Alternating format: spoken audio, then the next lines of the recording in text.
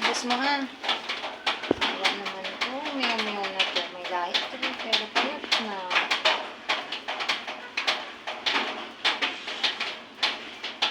Mabantayan natin yung mga manok. Hoy, mga manok! Hindi sa inyo to. Pagkain to ng meow-meow. Ubos mo yun, meow-meow. Gutom mo siya. Oo, payat na siya. Wawa naman. Actually, meron namang may-ari sa kanya. Kaso, gusto daw nito kanin. Sa niluto sa kanin. Pinaampun na to ng dating nakatira dito sa bahay na to. Lumipas na sila. Naiwan ko. Tsaka yung mga kuting niya. May kuting daw to eh.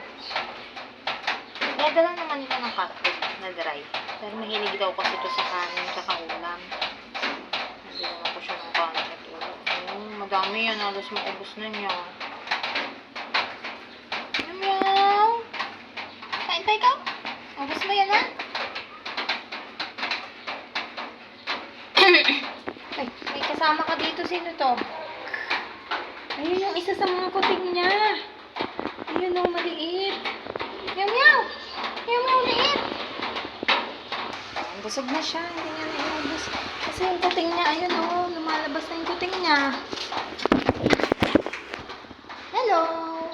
Ayun, payat ng kuting niya. Liit. May lahi din yung kuting niya. So, payat. Maliit. May kasama siya dito. Taga dito ka ba?